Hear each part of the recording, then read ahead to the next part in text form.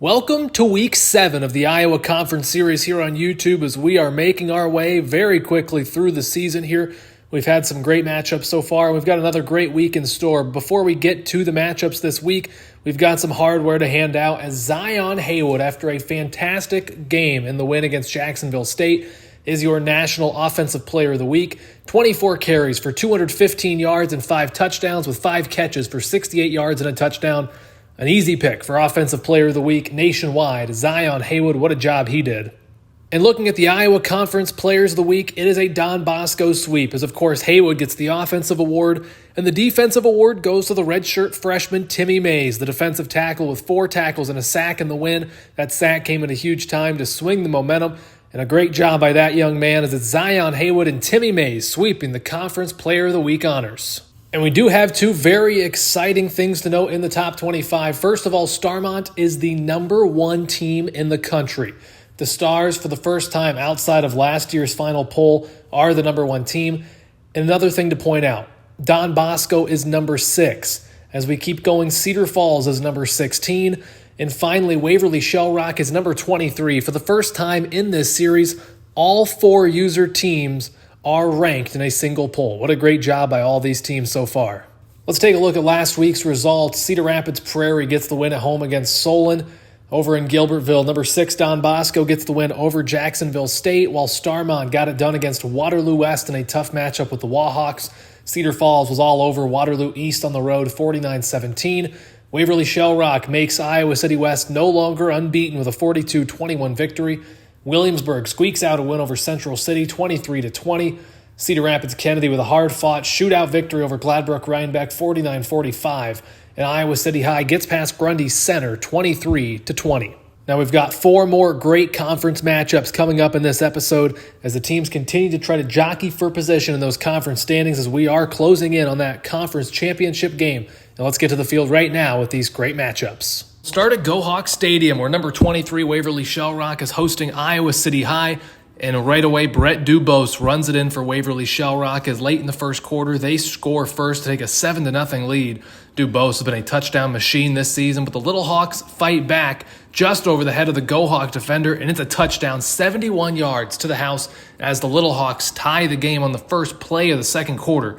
It's knotted at 7, City High ball, but the ball's popped in the air, and guess who? Dontrell Brockwell, who's been phenomenal all season, racking up pick after pick, gets the interception. And it would lead to this touchdown late in the half, pop pass to Keon Maddox, who dives over the goal line. He's into the end zone as Waverly-Shell Rock breaks the 7-7 tie with just 18 seconds to go in the half. And moving on to the second half, it's the Go Hawks again. Dubose, his second touchdown of the day, this time from 2 yards out as the Go Hawks make it a 2-touchdown advantage, 21-7, midway through the third quarter. Go Hawks trying to extend it further. Hermanson takes a shot, but it's intercepted. The little dump down pass is intercepted by the Little Hawks, and it goes back to Iowa City High as they try to make a play. But the Go Hawk defense had something to say here. It's a big sack as Andrew Landerson and Manny Hammer combine on the stop. But City High does get to first and goal. It's a pop pass, and it's a touchdown as the Little Hawks get back within 1 possession, and a big 2-point conversion upcoming to try to make it a field goal game. Little Hawks run the football, but it's a tackle for loss by LaTroy Green. A big stop there. And Waverly-Shell Rock would extend that lead. Dubose, his 3rd touchdown of the day, a 3-yard touchdown run, 28-16 Go Hawks, and that would be your final, as Waverly-Shell Rock is officially halfway through their schedule and still unbeaten. A great start to the year in Waverly. And now we're over to Iowa City, where the 6th-ranked Don Bosco Dons hit the road to take on the Iowa City West Trojans. And Jerron Sunday, the 2nd-string running back for the Dons, making big moves, juking people, and getting down inside the 25-yard line. A big run there. And Zion Haywood would finish the drive as he goes into the end zone, which he's done so many times this season. The Dons strike first. It's 7-0 Don Bosco, 6 minutes to play in the opening quarter. Iowa City West trying to get something going offensively against that Don Bosco defense, but Terrence Williams II, nothing fancy on that move, just shoved his man back and gets the sack. Don Bosco gets the stop, and Zion Haywood gets the football again, and he's got a big hole inside the 15 to the 10, trucks a man, and he's taken down at the inch line. Nearly another touchdown for Haywood, but he is marked out just short. But DeMarcus Gaskins would finish the drive. The fullback gets the fullback dive for his first touchdown of the year. It's a quick start for the Dons as they lead 14-0 in Iowa City. 2 minutes to play in the opening quarter. Third down now for the Trojans. A beautiful swim move by Marcus Kilgo, and he makes the sack all the way back at the 5-yard line. He's been phenomenal this season, makes another play. And the Dons would get another score here. Randy Kelly knocks in a field goal right hash from 42 yards as they lead 17-0. Not quite a minute gone in the second quarter. And the Dons would continue looking to score. And Taven Jackson finds a wide open Lane Gilmore from 30 yards out, 35 yards that is. Nobody went with him whatsoever. Gilmore's second touchdown of the year as the Dons just pouring it on now, 24-0. And they're still trying to add more scores here before the half. Big wide open hole there as Zion Haywood high steps into the end zone. He's got yet another touchdown, this one from 11 yards out. It's 31-0 Dons. It has very quickly gotten out of hand here in Iowa City. But the Trojans not giving up. They're still trying to make a play, but Kylan Waters is right there. Makes the interception right in the Trojan logo. He's got a lot of room to return, takes it down to the 17-yard line. Sets up another fantastic scoring opportunity for Don Bosco here late in the first half. Taven Jackson trying to find an open man, now scrambling out of the pocket. He's going to tuck it and run. Jukes a man, lowers the shoulder, and he's into the end zone. Taven Jackson not scared to try to get physical and make a play. He's into the end zone, and 38-0 is your halftime score as this thing is completely out of hand in Iowa City. Jackson here in the second half gets it to Zion Haywood on the swing pass, who lowers his shoulder into the end zone.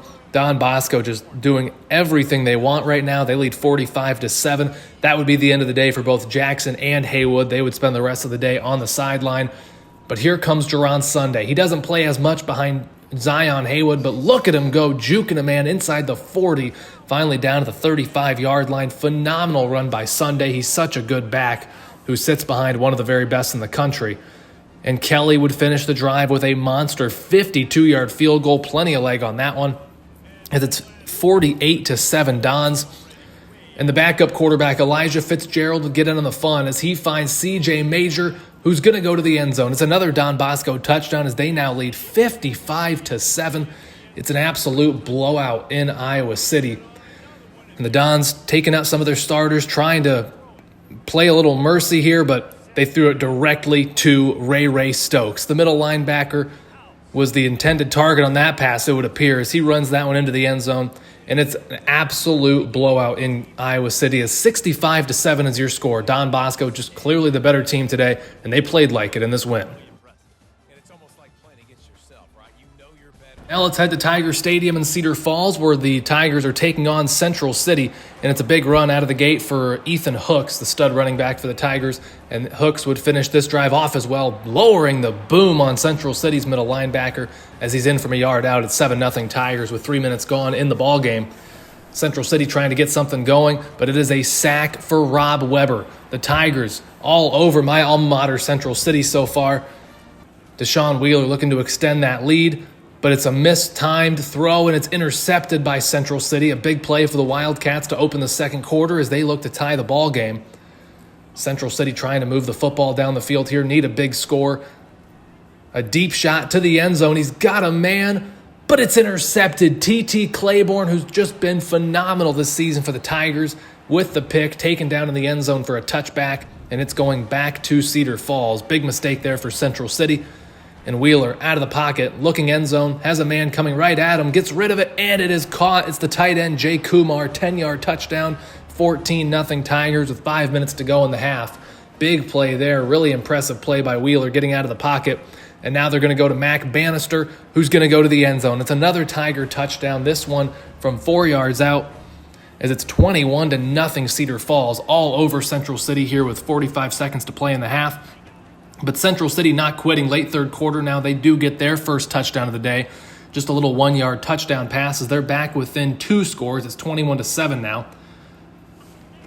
Moving ahead to the fourth quarter here. Another deep shot for Central City, but it's picked off by Cedar Falls. A fantastic play there by the CF defensive back to make the pick. And that's a big turn of events right there as it goes back to the Tigers. Hooks, gets some blocks, has a hole, and nobody's going to catch him. 38 yards, untouched to the end zone. Cedar Falls takes a 28-7 lead. It's a dominant lead with 1:53 to play in the game. Central City desperate, trying to get anything going. A big play here, though, is that's going to go all the way 81 yards for a Central City touchdown. Massive play there to at least somewhat keep their hopes alive for now. But still, a lot's going to need to go right for the Wildcats, starting with an onside kick. And here comes that onside kick. It's one Cedar Falls player misses it, but it's picked up by Christopher Greenwell Jr., who has a nice return.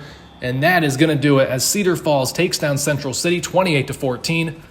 And now moving ahead to our final game as Starmont is at Williamsburg, of course, number 1 ranked Starmont. And Zion Haywood starts them off fast. He gets into the end zone as Starmont takes the early advantage. 7-0, 6:45 to play in the opening quarter. And the Stars kept it going as the reigning Heisman winner C.J. Baxter comes open in the back of the end zone. The Stars are all over the Raiders early on here. And, of course, this is a very good Williamsburg squad. They've been to the conference title game 2 years in a row. Not quite as good this year, but Starmont clearly the better team so far as Michael Hilton comes wide open down the field. It's a big touchdown pass for Starmont. And this one is going Starmont's way in a major way so far. Their first game as the number 1 ranked team in the country, and they are sure looking like it right now. Now, the speed option. Fitzgerald pitches back to Sunday, and Jerron Sunday's into the end zone for just another one of his several touchdowns this season. And it is all Starmont so far in this one. 28-0 your score with still plenty of time to go in the first half. And now a pitch outside. Zion Haywood has the speed, and he's into the end zone again. This thing is just getting out of hand in a hurry. And Starmont all over Williamsburg here at Bob Murphy Stadium in Williamsburg. 35-0. We haven't even reached the 2-minute warning yet. And there would be another score before the half. C.J. Baxter, again, his second receiving touchdown of the opening 2 frames. 42-7 your halftime score. Starmont is all over Williamsburg. Third quarter now. Fitzgerald sends Sunday in motion. It's a pop pass to Sunday, and he's going to go in untouched. Another touchdown. This time, Sunday scores again on the receiving end this time, as Starmont just completely dominant in this one.